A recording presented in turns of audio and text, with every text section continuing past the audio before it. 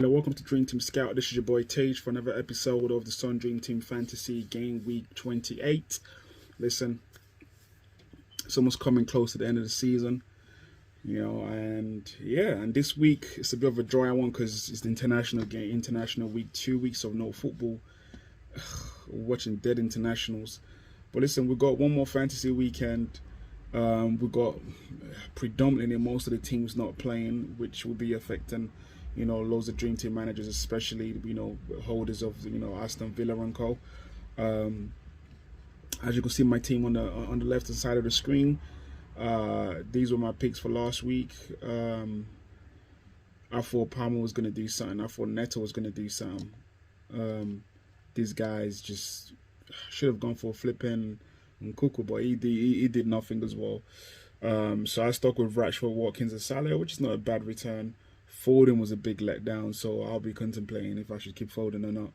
And Arnold is injured. I brought Van Dijk in for Robinson last week and didn't really pay off per se. Should have brought in Cucurella or Munoz, but then I had this mindset of Munoz might not be playing this game week. But I should have just bought him and just held him there. So it could be something I could look into. Anyway, for this game week, I scored 138 points. Wasn't the best. I know the average going across was 160, 168, should I say. So I was 30 points off that. But thank goodness that, I've got Fernandes, or else it would have been curtains. But listen, I ain't going to waste too much time on this game week. The pool of players this game week is definitely very small, considering, loads of teams are blanking. So yeah, let's just get to it. First player on my list is Pedro of Brighton. He's 3.7 million. Game week 27 points. He's got 11, and that should be so. His value should be increasing. And at this point, I don't really think we should really care about a player's value. I think you should be just owning in for the points. But listen, I have to cover all bases here, so I will say Pedro. He's a guy on top form. He's a differential, and the fixture, I know they're playing Man City, so people might deter from that. But right now, the guy is currently on he's the most informed forward right now at this point. He's got 3 goals and 2 assists in his last 5 games, totaling at least 45 points. So I would say, listen, this guy's in with a shout. If you're considering bringing a striker, maybe swapping him for Watkins, it's definitely a differential. Possibly could get retired. He might probably start off the bunch that might go off the bench. That might go start off with Welbeck. But who knows? But I think he should start. He started predominantly most of the games anyway. So I just want to make you aware. And after the internationals, game week 29, they've got Nottingham and Aston Villa, so a double game week as well for us. So it's not like a 1 week punt. If he does stay fit, you could keep him and see what he does against, Forest or Aston Villa. Moving to the second player on my list will be Kluivert of Bournemouth. It's 3.9 million. Didn't really do the best this game week. But like I said, he's currently taken away, and once again I put him as a differential. And I would say, buy and hold him, until game week 29 where they play, City and Ipswich. But against Brentford don't really concede that much. But Bournemouth are a very good side, and anything positive from Bournemouth, most of the time, Kluivert is always involved. So I would say definitely Kluivert is in with a shot if you're looking to get a midfielder out. I would definitely say Kluivert. And then moving forward to back to the striking department, I would say Chris Wood. He's he's not been on great form recently, but in total this guy's got about 209 points. He's averaging 6.7 points per game.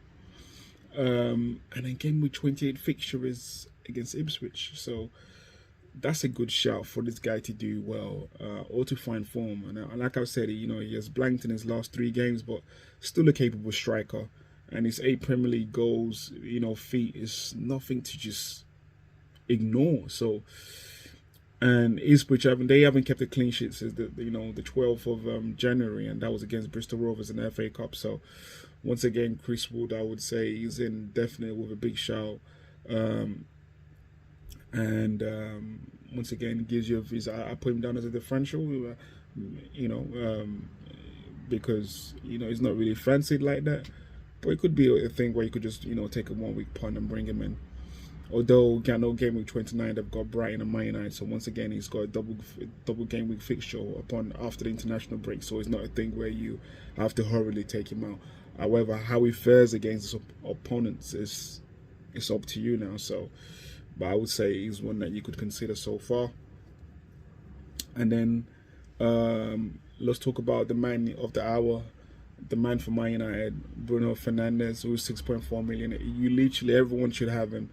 He's got a hat trick against Real Sociedad. He was just moving beastie. He's currently on top form, 5 goals and 1 assist in his last 5 games, and that's amassed about 6 to 9 points in total. And he currently sits as the best midfielder in the game. So I'll say buy and hold. Although game week 29 when they return is against Forest on loan, but he could do a madness against Leicester City. He could do a madness. So who knows? Even though I know the game against Leicester a few weeks ago wasn't the best where Man United played them. And then finally, Haaland. Can't ignore the big Norwegian robot. It's not been on form lately, but you can't rule him out completely. He's chipped in with an assist and a goal. But listen, Man City have got good fixtures coming up in game week 29 against Bournemouth and Leicester City. And Brighton are an attacking side, so that might give City the opportunity to actually attack. Or I don't know what Pep's got in mind, but I just say if you fancy Haaland, if you don't have, I know majority of teams these days don't really have Haaland. So if you fancy bringing him in, you could. Brighton don't really keep the clean sheets, should I say? So should fancy Man City scoring, and Haaland could be the guy.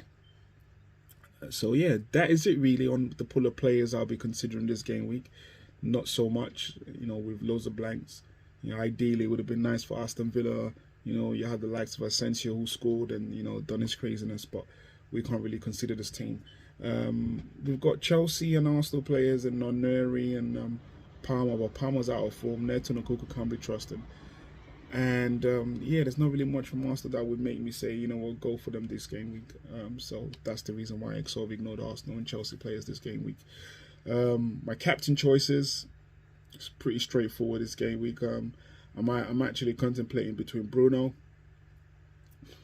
who is where I'm leaning on for my captaincy, or I might go for a differential with Chris Wood. Those would be the two where I'll be looking into that, should I say. I thought of including Gibbs White as part of the the players to target this game week, but he's not really been on form at all. It's not really done enough. I think it's been no assists, no goals, no goal and assist contribution in the last 5 or 6 games. So yeah, and I think that was evidently seen with the England squad being picked today. So yeah, it is what it is. So that will be my captaincy choice for this game week. And if I was to sort of bring that back to my team, so I'll be looking to take out, I don't know, I heard Watkins is not really is injured at the moment. He didn't get picked for England, he's limped up, so I'll be looking to take off Watkins for Chris Wood, more likely, or Pedro, still not decided yet. And Neto and Palmer, they stay because yeah, they're playing and it's a game week, so I know my players playing. So I might do Watkins and Rashford for